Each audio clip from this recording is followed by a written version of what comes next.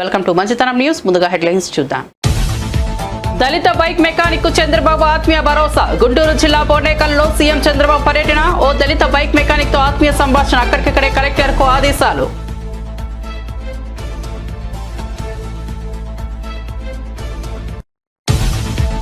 కంచగచ్చబౌలి భూముల వ్యవహారంపై హర్యానాలో స్పందించిన ప్రధాని మోదీ. అడవులపై బుల్డోజర్లు పంపడంలో తెలంగాణ ప్రభుత్వం బిజీగా ఉందన్న మోదీ. ప్రకృతి నాశనం, వన్యప్రాణులకు హాని కలిగించే ఇదే కాంగ్రెస్ పాలన అని ఆగ్రహం. అటవీ సంపదను తెలంగాణ ప్రభుత్వం నాశనం చేస్తోందని ఆరోపణ. భూమన ఆరోపణలు, విజిలెన్స్ నివేదికలో టీటీడీ ఈవో కౌంటర్. మాజీ చైర్మన్ భూమన ఆరోపణలు అవాస్తవమన్న ఈవో శ్యామలరావు. గోశాలలో గతంలోనే అవకతవకలు, పాత విజిలెన్స్ నివేదికల వెల్లడి. పురుగులు పట్టిన దానా, గడువు తీరిన మందుల వాడకం గతంలో జరిగాయని ఆరోపణ. టీటీడీ అన్నదానానికి పవన్ అర్ధంగి భారీ విరాళం. తిరుమల స్వామిని దర్శించుకున్న అన్నా లెజినోవా. వేకోజామున శ్రీవారి సుప్రభాత సేవలో పాల్గొన్న పవన్ అర్ధంగి. వెంగమాంబ అన్నప్రసాద కేంద్రంలో మధ్యాహ్నం భోజనానికి 17 లక్షల వితరణ. ప్రజలు ఓడించినప్పటికీ జగన్ కు బుద్ధి రాలేదన్న సిపిఐ నారాయణ. జగన్ విధ్వంసకర ఆర్థిక విధానాలతోనే చంద్రబాబు ప్రజలు గెలిపించారన్న సిపిఐ నారాయణ. అభివృద్ధి దృక్పథం ఉన్న నాయకుడు చంద్రబాబు అని కితాబు. P4 పథకం కార్పొరేటర్లకు మేలు చేస్తుందేమో గానీ పేదలకు ఎలాంటి ఉపయోగకరం లేదని వెల్లడి. తెలంగాణలో 3 రోజుల పాటు వర్షాలు వెల్లడించిన హైదరాబాద్ వాతావరణ శాఖ. తేలికపాటి నుంచి మోస్తరు వర్షాలు కురిసే అవకాశం ఉందని వెల్లడి. పగటికి పూట ఉష్ణోగ్రతలు పెరుగుతాయన్న వాతావరణ శాఖ.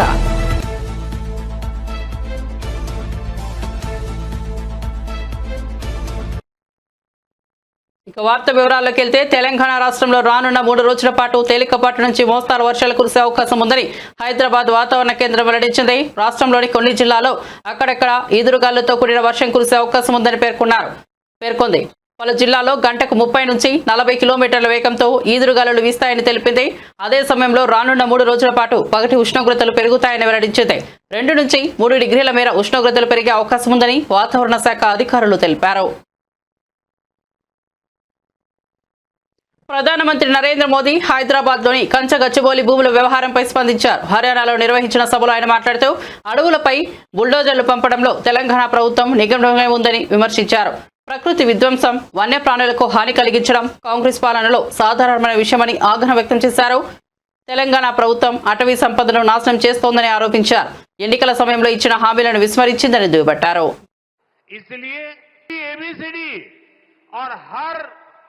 अक्षर के साथ कैसे कैसे उन्होंने टैक्स बढ़ाए उसका A to Z पूरा लिस्ट बना करके ये कर्नाटक की कांग्रेस सरकार की पोल खोल के रखी है. खुद वहां के मुख्यमंत्री के करीबी कहते हैं कि कांग्रेस ने कर्नाटका को करप्शन में नंबर 1 बना दिया. साथियों, तेलंगाना की कांग्रेस सरकार भी जनता से किए वादे भूल गई है. वहां कांग्रेस, वहां की सरकार जंगलों पर बुलडोजर चलवाने में व्यस्त है. प्रकृति को नुकसान, जानवरों को खतरा, यही है कांग्रेस की कार्यशैली. हम यहां कचरे से गोवर्धन बनाने के लिए मेहनत कर रहे हैं और वो बने बनाए जंगलों को उजाड़ रहे हैं.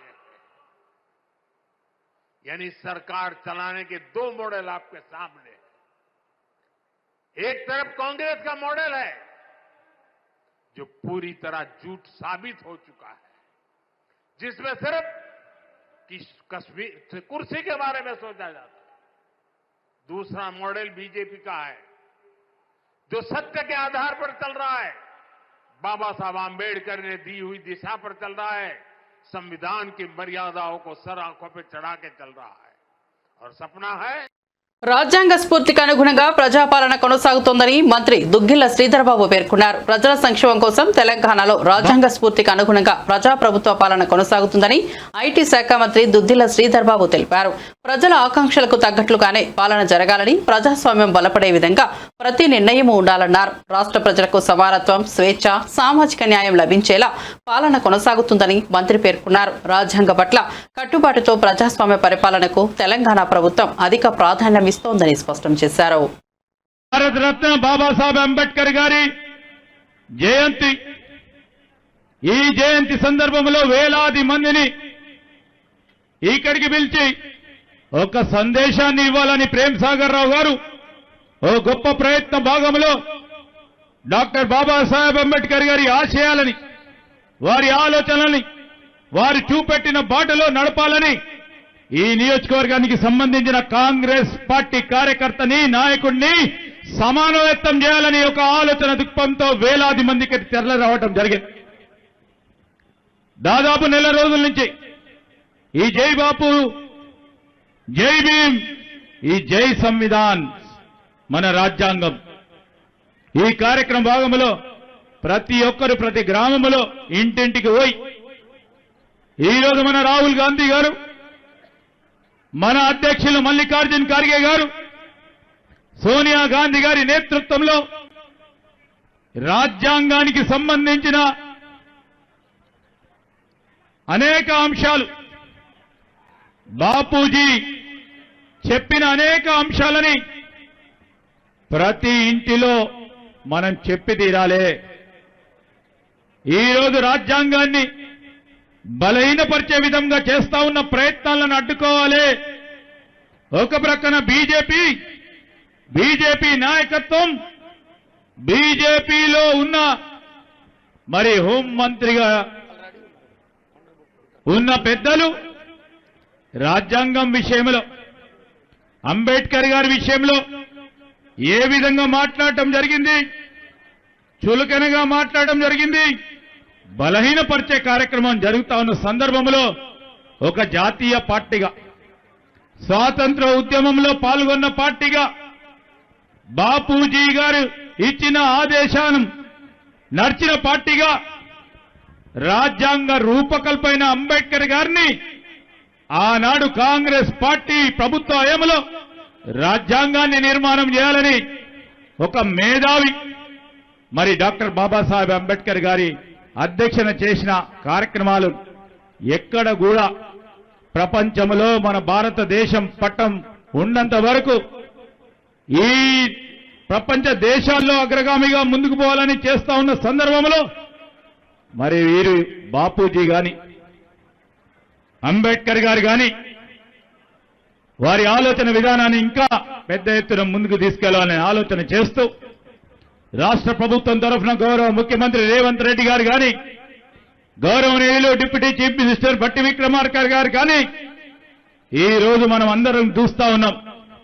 దళిత సోదరులకి సంబంధించి గత ప్రభుత్వం, గత కాంగ్రెస్ పార్టీ ప్రభుత్వ హయాంలో ఎస్సీ ఎస్టీ సబ్ ప్లాన్ తీసుకొస్తే మొట్టమొదటిసారి దేశంలోనే ఒక కొత్త కార్యక్రమాన్ని ఎస్సీ ఎస్టీ సబ్ ప్లాన్ తీసుకొస్తే అంబేద్కర్ గారి ఆలోచన మేరకు ఈరోజు మళ్ళా తిరిగి కాంగ్రెస్ పార్టీ ప్రభుత్వం డాక్టర్ బాబాసాహెబ్ అంబేద్కర్ అందించిన రాజ్యాంగాన్ని కాపాడే నేత వైఎస్ జగన్మోహన్ రెడ్డి అని బాపట్ల జిల్లా వైఎస్ఆర్సీపీ అధ్యక్షుడు మేరుగ నాగార్జున స్పష్టం చేశారు.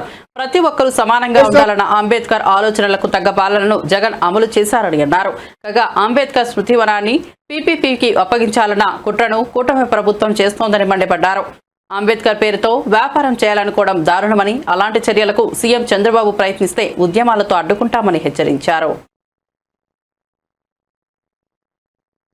సువిశాలంగా ఉండాలని, అస్పృశ్యత అంటరానితనం ఉండకూడదని, అందరూ సమానంగా ఉండాలని, మన దేశ రాజ్యాంగాన్ని ప్రపంచ దేశాలు కూడా ఈరోజు చాలా ఉన్నతంగా చూసే విధంగా భారతదేశానికి రాజ్యాంగాన్ని ప్రసాదించిన మహానుభావుడైనటువంటి అంబేద్కర్ గారి యొక్క పుట్టినరోజు. చాలా ఆనందం.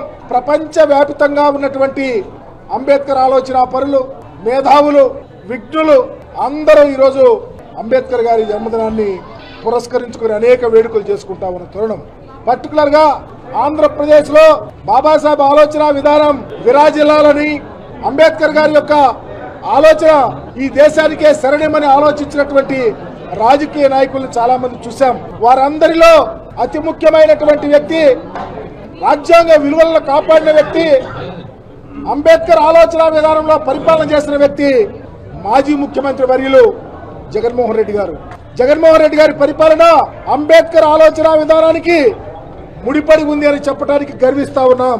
అంబేద్కర్ గారు కోరుకున్నది చదువు, ఆరోగ్యం, సమాజంలో అందరూ కలిసి ఉండాలని, వారి స్థితిగతులు మెరుగుపడాలని, ఉన్నత శిఖరాలకు వెళ్లాలని ప్రతి పౌరుడు ఆలోచిస్తే ఆ ఆలోచన ప్రకారమే జగన్మోహన్ రెడ్డి గారు పరిపాలన చేశాడు. సమాజంలో చదువే ప్రామాణికం, అసమానతలు పోవాలంటే చదువు కావాలని కోరిన అంబేద్కర్ యొక్క ఆలోచన విధానాన్ని భుజాన వేసుకుని జగన్మోహన్ రెడ్డి గారు చదువుకు ప్రయారిటీ ఇచ్చి ఈ దేశంలో ఏ రాష్ట్రంలో చేయని విధంగా చదువులమ్మ తల్లిని ఆంధ్రప్రదేశ్ లో ఓరలాడించి ఈ పేద బడుగు బలహీన వర్గాలు ఉన్నత కులాల్లో పేదవారు చదువుకు దూరంగా ఉన్న వాళ్ళందరూ ఉన్నత శిఖరాలకు వెళ్లి ఇంగ్లీష్ చదవాలని ఇంగ్లీష్ మీడియంలో ప్రవేశపెట్టి ఈ రాష్ట్రంలో ఒక చరిత్ర సృష్టించారు. అలాగే ఆరోగ్యానికి సంబంధించి ఏ పేదవాడైనా ఎవరి మీద ఆధారపడకుండా డైరెక్ట్ గా ఏ హాస్పిటల్ కైనా వెళ్లి కార్పొరేట్ హాస్పిటల్ చూపించే విధంగా గొప్ప పరిపాలన అందించారు. సామాజికంగా గుండె మీద చేసుకుని ధైర్యంగా బ్రతకడానికి అవకాశం కలిగే విధంగా పరిపాలన చేసి జగన్మోహన్ రెడ్డి గారు తానుకు తానై అంబేద్కర్ వారసుడిగా భుజాన వేసుకుని పనిచేశాడు. విజయవాడ నడిబొడ్డున 125 అడుగుల విగ్రహాన్ని 450 కోట్ల రూపాయలు వెచ్చించి 81 అడుగుల పెడస్టల్ లో 125 అడుగుల విగ్రహాన్ని ఏర్పాటు చేసి భారతానికి అందించినటువంటి మహనీయుడు జగన్మోహన్ రెడ్డి గారు. అంబేద్కర్ ఆలోచన విధానం భావితరాల భవిష్యత్తుకు ఉపయోగపడాలని గొప్ప ఆలోచనతో ఈ యొక్క అంబేద్కర్ విగ్రహాన్ని, ఈ శిలారూపాన్ని, ఈ యొక్క బ్రహ్మాండం అంటే విజయవాడ నడిపట్ల ఈ గొప్ప ప్లేస్ ఇచ్చి అంబేద్కర్ గారిని గౌరవించుకుంటే ఈ రోజు చాలా బాధపడతా ఉన్నాం. ఎందుకంటే రాష్ట్ర ప్రభుత్వం అంబేద్కర్ గారిని తాకట్టు పెట్టింది. ఏపీ ముఖ్యమంత్రి చంద్రబాబు అంబేద్కర్ జయంతి సందర్భంగా గుంటూరు జిల్లా పొండేకల్లులో ఎస్సీ కాలనీలో పర్యటించారు. స్థానికంగా ప్రవీణ్ అనే యువకుడు బైక్ రిపేర్ షాప్ కు వెళ్లారు. బైక్ మెకానిక్ ప్రవీణ్ ను ఆత్మీయంగా పలకరించారు. అతని స్థితిగతులు అడిగి తెలుసుకున్నారు. సరైన టూల్స్ లేకుండా మెకానిక్ పని ఎలా చేస్తావు, షెడ్ ఈ విధంగా ఉంటే ఎక్కువ మంది ఎలా వస్తారు అని ఆ యువకుడిని సీఎం చంద్రబాబు అడిగారు. అందుకే మరో చోట షాప్ పెట్టించి నీకు మంచి టూల్స్ కూడా ఇప్పిస్తామని తెలియజేశారు. వెంటనే జిల్లా కలెక్టర్ ను పిలిచారు. యువకుడు ప్రవీణ్ కు మరో మంచి ప్లేస్ లో బైక్ మెకానిక్ షెడ్ కట్టించి సరైన పనిముట్లు అందించాలని ఆదేశించారు. అతడికి స్కిల్ డెవలప్మెంట్ ట్రైనింగ్ ఇప్పించాలని స్పష్టం చేశారు. ఇల్లు కూడా మంజూరు చేయాలన్నారు. ఇప్పుడు రెండు ఇది కాలువపురం గిల్లు కట్టలేరు కదా ఇక్కడ ఎట్లా చేయగలుగుతారు?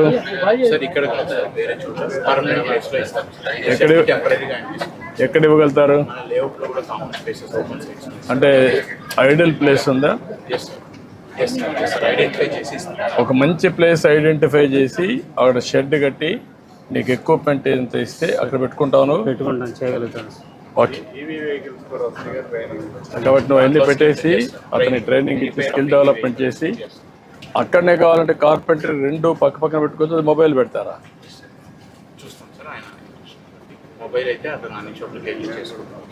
అదే ఫాలో అప్ చేసి రెండు మీరు ఏం చేయగలుగుతారో వర్కౌట్ చేయండి. దానిపైన ఏం చేయండి సరిపోతుంది. నాకు వీళ్ళని సెటిల్ చేయాలి. ఓకే, మనం చేస్తాం. అది అది పరికరాలు సార్, స్పానర్ సరిగ్గా లేవు సార్. స్పానర్ కూడా రీపోయింది. కొన్ని ఇక్కడ పెట్టాను సార్, కొన్ని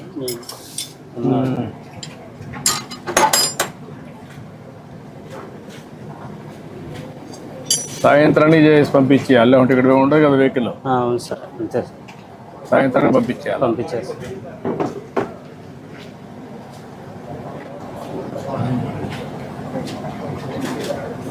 ఈ మార్గ షెడ్ ఉంటే వచ్చేవాళ్ళు కూడా తక్కువ వస్తారు కదా. వచ్చేవాళ్ళు కూడా నమ్మకం ఉండదు కదా మీ దగ్గర అన్ని పనిముట్లు లేవు. పని బాగానే చేస్తాం కానీ ఎక్విప్మెంట్ సామాన్లు పని నువ్వు పని చేయగలుగుతావు. పనిముట్లు కూడా ఉంటే అప్పుడు ఈజీగా ఉంటుంది. అట్లా లేకుండా ఉంటే నువ్వు ఎంత కష్టపడినా లాభంలే కదా. ఓకే, నేను మాట్లాడతాను. మాట్లాడి చేయమంటాను అన్ని ధైర్యంగా.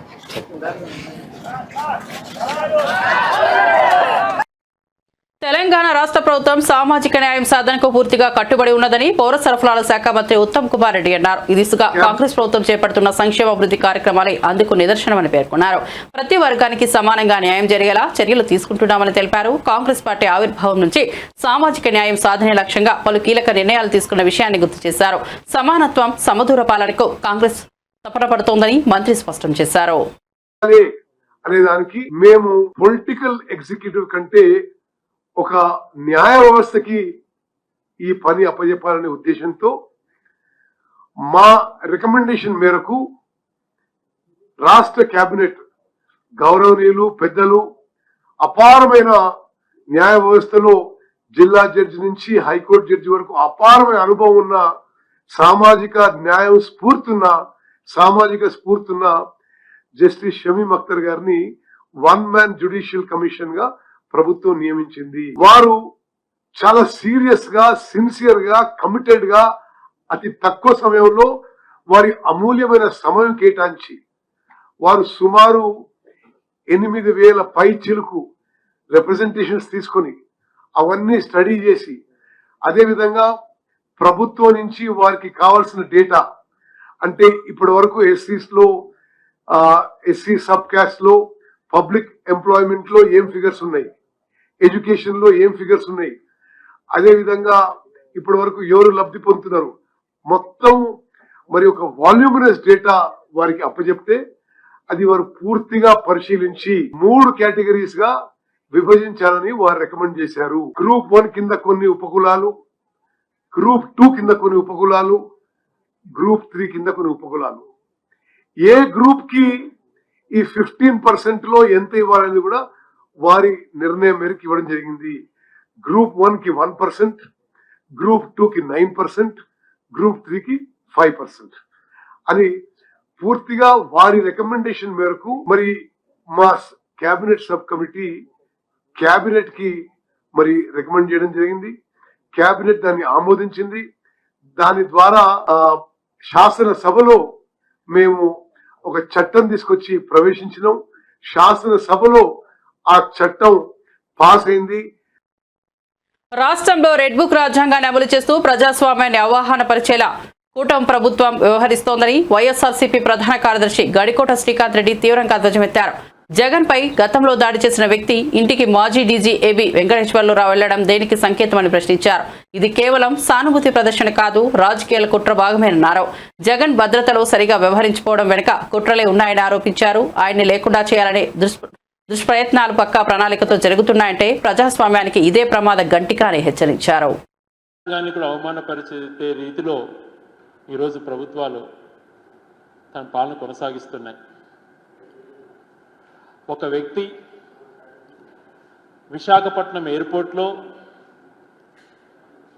మాజీ ముఖ్యమంత్రి, అప్పుడు ప్రతిపక్ష నేత అయినటువంటి వైఎస్ జగన్మోహన్ రెడ్డి గారు పాదయాత్రలో భాగంగా ఎయిర్పోర్ట్కి వచ్చినప్పుడు అక్కడ ఏ రకంగా ముందస్తు ప్రణాళికతో హత్యాయత్నం జరిగిన అంశం అందరికీ కూడా తెలుసు. వాడినటువంటి ఆయుధం దగ్గర నుంచి వాళ్ళు ఏ రకంగా తనను అంతమొందించాలా అటువంటి ప్రణాళిక రూపొందించారో ఆ రోజు మనం చూసాం. శ్రీనివాసరావు అనే వ్యక్తి ఆ ప్రయత్నం చేశాడని కూడా మనకు అందరికీ తెలుసు. అతను చేసినటువంటి తప్పును ఆ రోజు సరైన రీతిలో ఖండించకపోగా హేళనగా చేస్తూ, వాడిన ఆయుధాన్ని వేరే రకంగా మాట్లాడుతూ, ఆ ప్రయత్నం హేళనగా చేస్తూ కేసు నీరుగారే ప్రయత్నం చేశారు. అప్పుడు ఎన్నికల సమయంలో కానీ, మన ఎన్నికల సమయంలో కానీ వాళ్ళ ఇంటికి టీడీపీ నాయకులు వెళ్ళటం, ఈ రోజున గౌరవ మాజీ ఐపీఎస్ అధికారి అయినటువంటి ఏబీ వెంకటేశ్వరరావు గారు ఆయన ఇంటికి వెళ్ళటం, ఆయనతో ముచ్చటించడం, అతనితో చర్చలు జరపటం ఎంతవరకు సమంజసం? హేటెడ్ రాజకీయాలకు తెరదింపుతున్నారు వీళ్ళంతా. ద్వేషించే రాజకీయాలు తీసుకొస్తున్నారు. ప్రజాస్వామ్యపరంగా వెళ్దాం, ప్రజలు ఏదైతే మనల్ని నమ్మి వాళ్ళు ఉన్నారో, గత స్ఫూర్తితో గౌరవ అంబేద్కర్ గారు, గాంధీజీ గారి మహనీయులు ఏదైతే ఆశించారో వాళ్ళ యొక్క అడుగుజాడలో నడవకుండా, ఎవరైతే ప్రతిపక్షంగా ఉన్నారో వాళ్ళు టార్గెట్ చేసుకుంటూ, వ్యక్తిత్వ హననాలకు పాల్పడుతూ, టార్గెట్ చేస్తూ ఇటువంటి ప్రయత్నాలు చేస్తుండడం సమంజసమా? ఏదైతే హత్య చేయాలి అని చెప్పి భావించినటువంటి వ్యక్తిని తన నిర్దోషముగా ఇంకా ఇది కాలేదు, అయినా తనతో చర్చలు జరపడం, ఒక మాజీ డీజీగా పనిచేసిన వ్యక్తి, రాష్ట్రానికి ఇంటెలిజెన్స్ చీఫ్గా పనిచేసిన వ్యక్తి ఇంటికి వెళ్ళి తనతో ముచ్చటించడము అని అంటే ఎటువంటి ఆలోచనలు మీకు వస్తున్నాయన్నటువంటిది ఒకసారి ఆలోచన చేయమంటున్నా. ఎన్నికల ముందు దళితులు గిరిజనుల కోసం చెప్పిన హామీలను రేవంత్ రెడ్డి ప్రభుత్వం పూర్తిగా విస్మరించిందని బీఆర్ఎస్ వర్కింగ్ ప్రెసిడెంట్ కేటీఆర్ మండిపడ్డారు. 12 లక్షల దళిత బంధు, 6 లక్షల ఇళ్ల నిర్మాణ సాయం, అసైన్డ్ భూములకు పట్టాలు, కాంట్రాక్టర్లు 28% రిజర్వేషన్, విద్యాజ్యోతి కింద ఆర్థిక సహాయం వంటి ఎన్నో హామీలు మాయమయ్యాయన్నారు. ఎన్నికల ముందు మాటలు చెప్పి అధికారంలోకి వచ్చిన మొహం చాటేస్తే ప్రజలు తప్పక గుణపాఠం చెప్తారని హెచ్చరించారు. రేవంత్ రెడ్డి దళితులకు, రాష్ట్ర ప్రజలకు సమాధానం చెప్పాల్సిన అవసరం ఉందని అన్నారు. బాబాసాహెబ్ అంబేద్కర్ జయంతి రోజు ఖచ్చితంగా ఆ బాబాసాహెబ్ అంబేద్కర్ పేరు వాడుకొని మోసం చేసిన కాంగ్రెస్ పార్టీని అడగాలి. ఇగో మేం చెప్పిండ్రు కాంగ్రెస్ వాళ్ళు ఎస్సీ ఎస్టీ డిక్లరేషన్ అని చెప్పిండ్రు. అలా బాబాసాహెబ్ అంబేద్కర్ పేరు వాడుకున్నారు. ఏమన్నారు? కేసీఆర్ 10 లక్షలు ఇస్తుండు దళిత బంధని, మేం 12 లక్షలు ఇస్తాం అని చెప్పి మల్లికార్జున్ ఖార్గే సాబ్తో చెప్పించారు. చిన్న చితిక వ్యక్తి కాదు.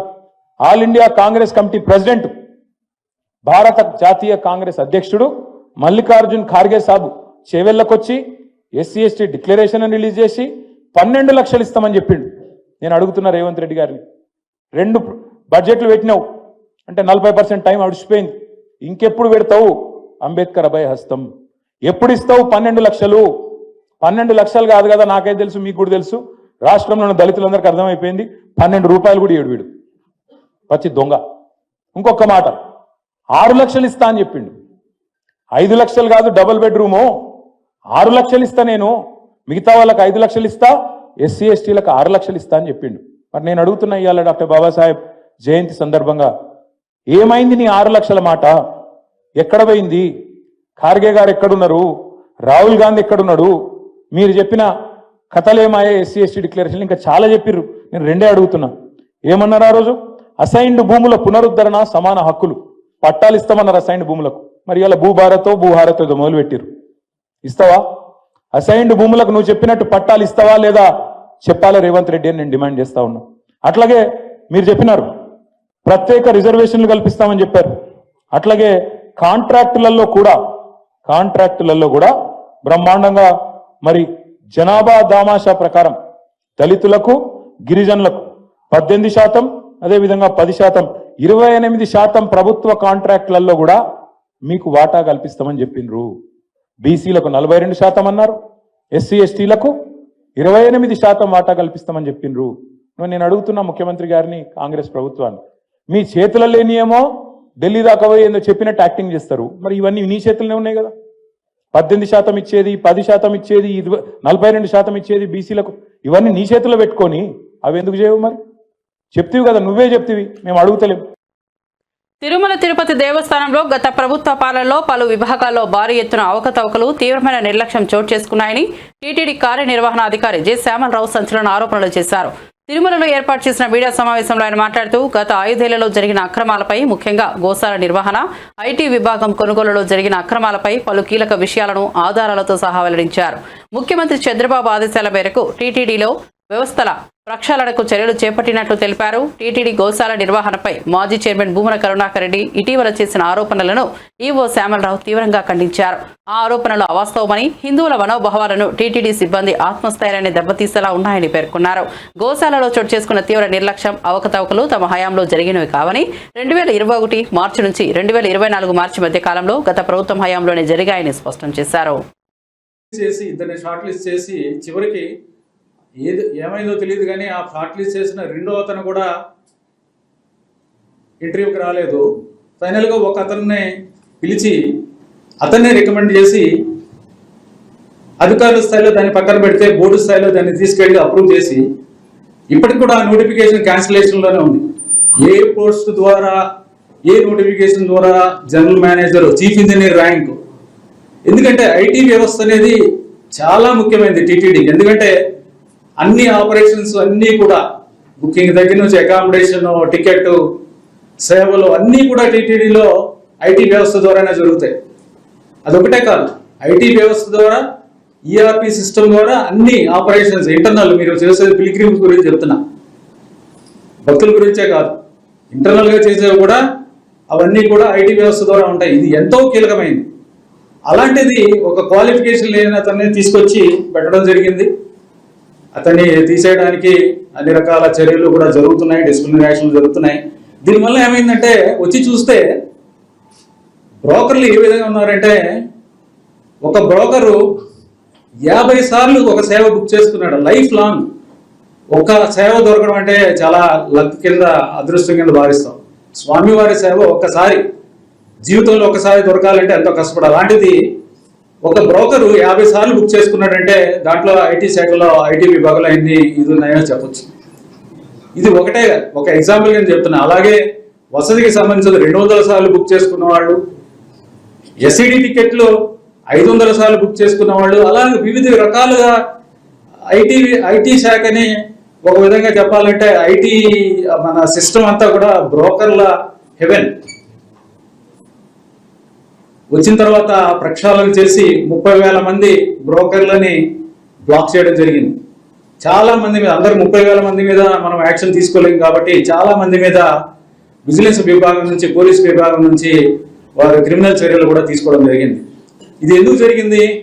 ఒక ముఖ్యమైన ఒక పోస్ట్ కోసం ఇలాగా ఒక టీటీడీకి చాలా పెద్ద నష్టం. అది నిజంగా ఎలా చేశారు, ఎంత దారుణం అది. ఇప్పుడు ఒకసారి ఐటీ విభాగంలో అంటే గవర్నమెంట్లో ఒక్కొక్కసారి, టీటీడీలో ఒకసారి వచ్చిన తర్వాత ప్రాసెస్. తెలంగాణలో గతంలో నెలకొన్న గడీల పాలన నుంచి ప్రజలను విముక్తి చేయడం ద్వారా నిజమైన ప్రజాస్వామ్య పరిపాలనను తీసుకొచ్చిన ఘనత కాంగ్రెస్ పార్టీదేనని డిప్యూటీ సీఎం బట్టి విక్రమార్క అన్నారు. ఇందిరమ్మ రాజ్యాన్ని మళ్లా నెలకొల్పినందుకు ప్రజలు ఇచ్చిన మద్దతుకు తాము ఎప్పటికీ రుణపడి ఉంటామని పేర్కొన్నారు. అందరి అభివృద్ధికి సంకేతమైన న్యాయమైన పాలన అందించడమే తమ లక్ష్యమని అన్నారు. సవరణలు, సంక్షేమ పథకాలతో నూతన తెలంగాణను నిర్మిస్తామని స్పష్టం చేశారు. ఆనాటి మంచిర్యాల సభ ఈ మంచిర్యాల నుంచి తిరిగి ఖమ్మం వరకు నేను చేసేటువంటి పాదయాత్రకి మీ ద్వారా పెద్ద ఎత్తున మాకు ఉత్తేజాన్ని కలిగించడమే కాకుండా శక్తిని కూడా ఇచ్చి ఆ పీపుల్స్ మార్చి పాదయాత్రను దిగ్విజయంగా పూర్తి చేసి తద్వారా ఈ రాష్ట్రంలో ఆనాడు రాష్ట్ర కాంగ్రెస్ కమిటీ అధ్యక్షుడిగా రేవంత్ రెడ్డి గారు, సిఎల్పి లీడర్ గా నేను, మిత్రుడు శ్రీధర్ బాబు గారు, మిగతా కాంగ్రెస్ నాయకత్వం అంతా కలిసి పెద్ద ఎత్తున దొరల పాలన గడిల్ని బద్దలు కొట్టి ప్రజాపాలన, ఇందిరమ్మ రాజ్యాన్ని తీసుకొని రావటం కోసం పెద్ద ఎత్తున సహకరించిన ఈ ఉమ్మడి ఆదిలాబాద్ జిల్లా ప్రజానికాన్ని ఎప్పటికీ మర్చిపోవని చెప్పి ఈ సందర్భంగా సవినయంగా నీకు మనవి చేస్తా ఉన్నాం. ఆనాటి ఈ పాదయాత్రలో అనేక సంఘటనలు చూశాం. చివరికి మంచిర్యాల పట్టణంలో కూడా మాతా శిశు సంక్షేమ హాస్పిటల్ అక్కడే కట్టకూడదని, అది కడితే అక్కడ ముంపు గురవుతుందని, అక్కడ అర్ధరాత్రి అపరాత్రి వరదలు వస్తే తల్లులు ఇబ్బంది పడతారని గట్టిగా చెప్తే కూడా వినకుండా కట్టినటువంటి హాస్పిటల్లో జరిగినటువంటి సంఘటనలు కూడా చూసి ఆనాడే మాటిచ్చాం, తప్పనిసరిగా మాతా శిశు సంక్షేమ హాస్పిటల్ని మారుస్తాం, వచ్చేది ఇందిరమ్మ రాజ్యం, తప్పనిసరిగా మీకు పెద్ద ఎత్తున హాస్పిటల్ కడతామని చెప్పి, సూపర్ స్పెషాలిటీ హాస్పిటల్ కడతామని చెప్పి మాటిచ్చి ఈరోజు 300 కోట్ల రూపాయలతో మంచిర్యాల నడిబొడ్డున ఎత్తైన ప్రదేశంలో super speciality. AP deputy CM Pawan Kalyan అర్ధాంగి అన్నా లెజినోనా తిరుమల శ్రీవారిని దర్శించుకున్న విషయం తెలిసిందే. వేకువజామున స్వామివారి సుప్రభాతి సేవలో పాల్గొన్నారు. దర్శనం అనంతరం అన్నాకు అర్చకులు శ్రీవారి తీర్థ ప్రసాదాలు అందజేశారు. తమ కుమారుడు మార్క్ శంకర్ పవనోవిచ్ ఇటీవల సింగపూర్లోని పాఠశాలలో జరిగిన అగ్ని ప్రమాదంలో స్వల్ప గాయాలతో బయటపడడంతో ఆమె స్వామివారిని దర్శించుకుని మొక్కులు చెల్లించుకున్నారు. తమ కుమారుడు కోలుకోవడంతో తిరుమలలో మార్క్ శంకర్ పేరు మీద ఈరోజు అన్నదానం కార్యక్రమం నిర్వహించారు. ఇందుకోసం మాతృశ్రీ తరిగొండ వెంగమామ అన్నప్రసాదన కేంద్రంలో మధ్యాహ్నం భోజనానికి 17 లక్షల వితరణ చేశారు.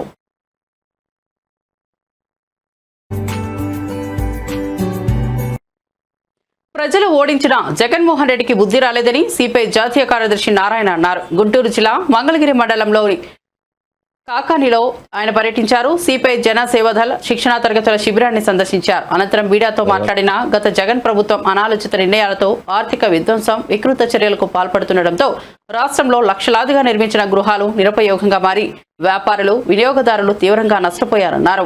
విజయవాడ కనకదుర్గ వారధి నుంచి ఆచార్య నాగార్జున యూనివర్సిటీ వరకు నిర్మించిన బహుళ అంతస్తులు నిరుపయోగంగా మారాయని అన్నారు. సాగునీటి ప్రాజెక్టులు నిర్వీర్యం చేశారన్నారు. వీధి పోరాటాలు తప్పదు. అక్కడ మైనారిటీస్ని కాపాడాలన్నా, పేద ప్రజల యొక్క ఉద్యమాన్ని కాపాడాలన్నా ప్రజాస్వామ్యాన్ని కాపాడాలన్నా, లౌకిక వ్యవస్థను కాపాడాలన్నా, చివరికి రాజ్యాంగాన్ని కాపాడాలన్నా కూడా ఇలాంటి దళం ప్రాముఖ్యత ఉందనే ఉద్దేశంతోనే మేము ట్రైనింగ్ కనిపిస్తున్నాం. ఇది దేశవ్యాప్తంగా జరుగుతూ ఉన్నాయి. ఈ అపార్ట్మెంట్ చూడండి, కనకదుర్గ టెంపుల్ నుంచి నాగార్జున యూనివర్సిటీ వరకు కొన్ని వేల ఇండ్లు కట్టి ఆగిపోయినాయి. అంటే బ్యాంకు లోన్ తీసుకున్నారు, సొంత డబ్బులు పెట్టారు, దాదాపు 5-6 ఏండ్లు మొత్తం ఖాళీ అయిపోయినాయి, అంటే ఆగిపోయినాయి. ఇది ఎంత క్రిమినల్ వేస్ట్ ఇది? ఎవరు తిన్న పడేది? వ్యాపారం చేసుకున్న వాళ్ళు లాభపడలే, కొనుక్కున్న వాళ్ళు లాభపడలే. ఎవరి కోసం నాకు అర్థం కాలేదు. అంటే దీన్ని శాడిజం అనరా? నేను ఏదో ఒక మాట జగన్ అంటే అందరూ రకరకాలు అంటున్నారు, కడుపు బండి అంటున్నా. ఇన్ని వేల కోట్ల రూపాయల ఆస్తి మొత్తం బుగ్గిపాలు చేసినటువంటి అపకీర్తి ఎవరికైనా వస్తే జగన్కే వస్తుంది, ఇంకెవరికి వస్తుంది? అంటే మేము ప్రతిపక్షం ఉన్నాం కదా, మా జోలి ఎందుకు వస్తారంటున్నారు. మీరు ప్రతిపక్షం ప్రతిపక్షం ఆలోచించుంటే మాకేం అభ్యంతరంలా, అధికార పార్టీ పాత్ర ఇస్తే మాకేం అభ్యంతరంలా. కానీ బులెటిన్ ముగించే ముందు హెడ్లైన్స్ మరోసారి చూద్దాం. దళిత బైక్ మెకానిక్ కు చంద్రబాబు ఆత్మీయ భరోసా. గుంటూరు జిల్లా బోర్నేకల్లో సీఎం చంద్రబాబు పర్యటన. ఓ దళిత బైక్ మెకానిక్ తో ఆత్మీయ సంభాషణ. అక్కడికక్కడే కలెక్టర్ కు ఆదేశాలు.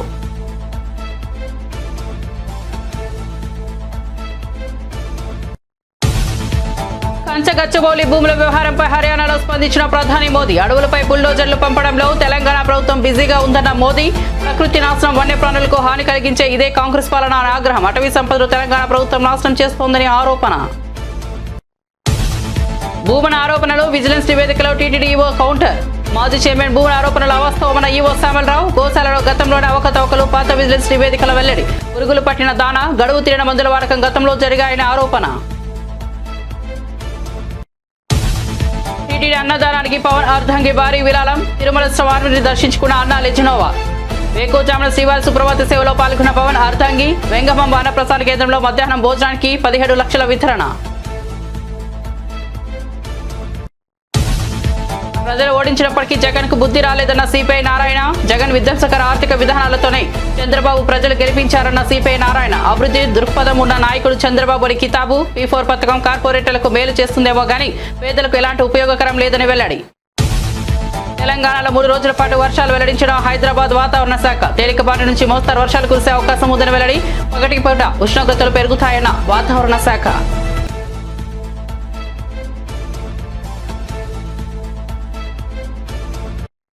అప్డేట్స్ కోసం చూస్తూనే ఉండండి మంచితనం న్యూస్.